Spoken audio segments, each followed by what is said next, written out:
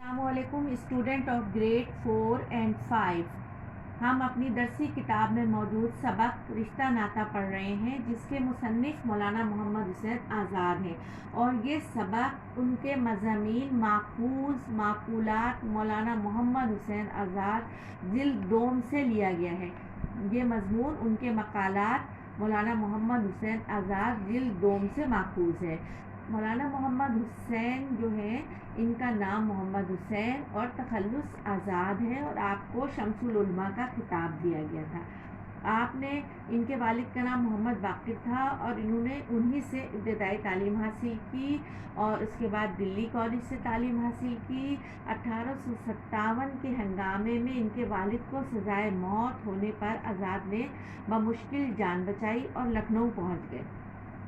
والد صاحب کو تو سزائے موت ہو گئی، اور آزاد جان بچا کر لکھنؤ پہنچ گئے، اور پھر یہاں سے وہ لاہور آئے اور محکمہ تعلیم سے منسلک ہو گئے، اور انہوں نے درسی کتابیں لکھی، اور گورنمنٹ کالج لاہور میں عربی کے استاد بھی رہے۔ آزاد کی مشہور تصنیفات میں آب حیات، نیرنگ خیال، دربار اکبری، قصص ہند، مکاتب آزاد اور مقالات محمد حسین آزاد جلد اول و دوم قابل ذکر ہیں۔ ان کے سبق رشتہ ناتا میں مصنف یہ بیان کرنا چاہ رہے ہیں، اور یہ کہہ رہے ہیں کہ رشتہ ایک خدائی پیوند ہے کہ ٹوٹ نہیں سکتا۔ رشتہ وہ ہے جو اللہ تعالیٰ نے بنایا ہے، اور یہ چاہے بہن بھائیوں میں یا رشتہ داروں میں کتنے بھی اختلافات ہو جائیں، یہ ٹوٹ نہیں سکتا، کیونکہ یہ اللہ کی طرف سے ہے۔ تو وہ یہ کہہ رہے ہیں کہ جو بات اللہ کی طرف سے ہو، ہمیں بھی چاہیے کہ اس کی پیروی کریں اور اس کو مضبوطی اور قوت دیں۔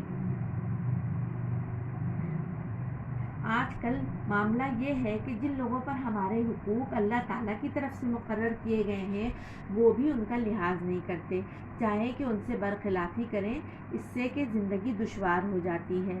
اس میں یہ کہا گیا ہے، اس مضمون میں یہ بتایا گیا ہے کہ جس رشتے میں جس کا جو حق ہے، آپ وہ اس کو اس طرح سے ادا کریں۔ بڑا بھائی باپ کے برابر ہے، جو تم سے بڑا ہو اس کو بڑا سمجھو، جو تمہارا بزرگ ہو اس کی خدمت کرو۔ اس میں رشتہ ناتے میں یہ بتایا گیا ہے کہ ادب اور تعظیم اور رعایت دنیا کی بہبود کے لیے اور دنیا کے کاروبار کو چلانے کے لیے بہت ضروری ہے کہ ہم رشتوں کا ادب کریں، تعظیم کریں، جو جس رتبے پر ہے، جس جگہ پر ہے، اس کو اس کے حساب سے عزت دیں۔ اگر ہم کسی کے ساتھ بے ادبی سے، بدتمیزی سے پیش آئیں گے، تو پھر ہمارا کون ادب کرے گا؟ کبھی ہم بھی بزرگ ہو جائیں گے، کبھی ہمارے بھی رشتہ دار ہیں، تو جب اگر ہم دوسروں کے ساتھ بدسلوکی کریں گے تو ہمارا کون ادب کرے گا؟ اگر بزرگ ہم سے خوش ہوں گے تو اللہ ہم سے خوش ہوگا، اور زیادہ تر انعام فرمائے گا، اور ہم پر اپنی رحمتیں نازل کرے گا، اور دنیا کے فوائد اس کے علاوہ ملیں گے۔ اس کے علاوہ ایک لطف و کرم یہ بھی ہوگا کہ جب ہمارے چھوٹے دیکھتے ہیں کہ ہم کس طرح سے بڑوں کا ادب کر رہے ہیں، ان کا احترام کر رہے ہیں، ان کا خیال کر رہے ہیں، تو ایک اللہ کا کرم یہ بھی ہوگا کہ جب ہم اس عمر میں بزرگی کی عمر کو پہنچیں گے تو ہمارے چھوٹے اسی طرح سے ہماری خدمت کریں گے۔ اگر ہم اپنے ماں باپ سے خود سر رہیں گے تو ایسا ہی ہوگا کہ ہماری اولاد بھی ہم سے سرکش رہے گی۔ تو اللہ تعالیٰ نے یہ فرمایا ہے کہ اس وقت عقل مندوں کے نزدیک یہ دعویٰ پیش کیا جا سکتا ہے کہ تم نے اپنے بزرگوں سے کیا سلوک کیا جو آج اپنے چھوٹوں سے اچھے سلوک کی توقع رکھتے ہو۔ ماں باپ کی اطاعت یہ ہے کہ ان کی خدمت میں حاضر رہو، ان کی مرضی کو سب سے مقدم رکھو، جس طرح ان کا جی چاہتا ہے وہ کام اسی طرح سے عمل میں آئے۔ اگر نہ معلوم ہو تو ان سے پوچھ کر، دریافت کر کر جس طرح حکم دے اس طرح عمل کرو۔ اگر کسی کام سے ان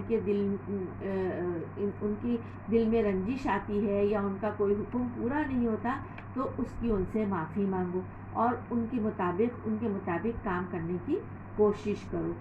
اسی طرح یہ ہے کہ ہمارے نبی کریم صلی اللہ علیہ وسلم نے بھی فرمایا ہے کہ وہ ہم میں سے نہیں جو ہمارے چھوٹوں پر رحم نہ کرے اور ہمارے بڑوں کا احترام نہ کرے۔ رحم کرنا اللہ کی سب سے غالب صفت ہے، اور اس حدیث میں خاص طور پر اس صفت رحمت پر زور دیا گیا ہے، اور رحم کے زیادہ حقدار ہمیشہ چھوٹے ہوا کرتے ہیں اور بڑے عزت و تکریم کے حقدار ہوتے ہیں۔ اور اس سبق میں ہمیں اپنے رشتے اور ناتوں کو نبھانے اور ان کو برقرار رکھنے کا درس دیا گیا ہے۔ اس کے ساتھ ہی ہم اپنے سبق کا اختتام کرتے ہیں۔